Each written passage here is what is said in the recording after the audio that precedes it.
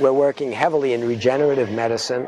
There are 300,000 people now on a waiting list for organs. We're working on water systems for the developing world, on prosthetic device, arms, on a new version of our iBot to give mobility to people that can't walk. We have at least a dozen major projects, each one of which could help hundreds of thousands or millions of people if we can get them to scale.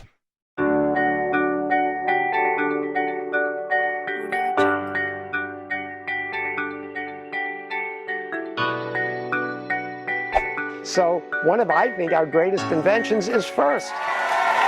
Invent inventors. If we can create an army of kids that at a very young age develop the self-confidence and the awareness of how exciting and how accessible technology really is compared to bouncing a ball, and how meaningful it can be for them in their future and in their careers, we can change the world.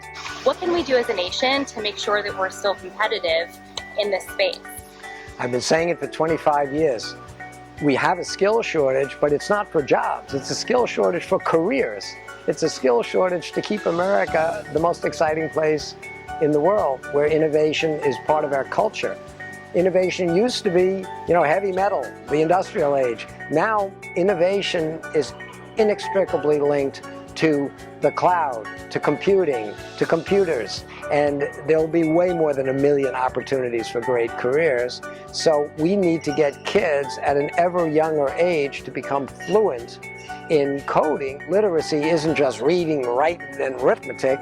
Literacy for the future will be competent to understand computer coding, computer language. And a big issue is not just the children having to learn, but who's going to teach our kids to code? That's where all the professionals step in. Companies like Lego have made icon programming possible for kids that don't even yet know how to read. And I think a lot of the teachers that are mentors to the first teams have a passion for this. Teachers become the after-school coaches of a different sport first. And in that sport, they get to the kids every day. They get to them in a fun, aspirational environment where there aren't quizzes and tests like in football and basketball. There are tournaments and trophies, and we're turning the process of learning coding and engineering into something that's just fun for kids to do. You yourself, at 5 years old, created your first invention, right? Because you didn't want to make your bed. So I, at a very young age, decided that inventing, especially solving really important problems like making your bed automatically, would be a great thing to do. And from that day forward, I've spent my life trying to look at the same problems everybody else looks at, see them differently, and try to figure out what technology that's now available can be applied in some new way to this old problem to solve it. And I don't make automatic bed makers anymore, but we have found better ways to deliver therapy to patients, to give people that can't walk access and mobility, to diabetic patients that need insulin delivery systems. We try to use technology to improve the quality of life for people, and it's fun, it's rewarding, and sadly, there aren't enough people that are doing it. You think that anyone can be an innovator at any age, and that's also why you created Lego League Junior. What are kindergartners learning about science, technology, engineering, and math at that age? I built it around the sports model. First Lego League Junior, where the kids are literally learning to code using icons. They don't know how to read yet, but they're learning how to pull operating system commands and control systems out of a library of icons to make a robot do what they want to do. They are learning to program literally at the same time they're learning to read and basic mathematics. The biggest barrier right now, the reason that FIRST isn't in all schools, is cost. So what is the FIRST program doing to ensure that even low-income schools have access? So I beg all of our major sponsors around the country, and we have 3,700 of them, don't go out and pick the low-hanging fruit. Don't bring FIRST to that school where the kids all have parents that have given them computers at a young age, parents that are probably professionals that use computers all the time. Go find the schools that are still living with that 19th or 20th century model of lining the kids up, giving them a pencil and a piece of paper. Go to those schools, and for a relatively small amount of money, a FIRST Lego League Junior kit, you can bring so much excitement to that school and so much real experience of project-based learning that you'll transform the lives of these kids.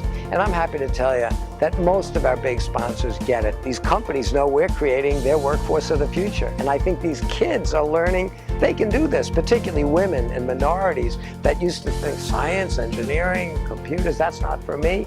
They see it's fun, they see it's accessible, they see it's rewarding, and they want to do it. What innovative technologies will the FIRST children be incorporating in their program? We have tried to add more and more programming.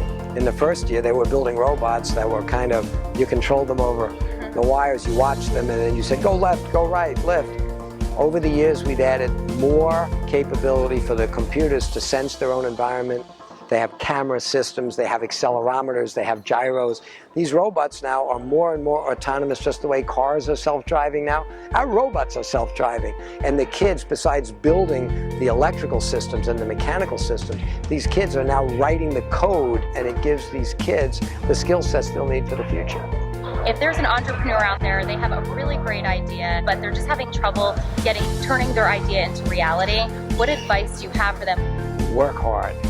Inventing is frustrating, you fail a lot, you gotta pick yourself up and get going again. The clock I made this year spends 1 minute going backwards and then 2 minutes going forward for that age-old statement. You know, every 2 steps forward, you have 1 step back. And I say, no, that's a negative way to look at it. I prefer to say, for every step back, you pick yourself up and you take 2 steps forward.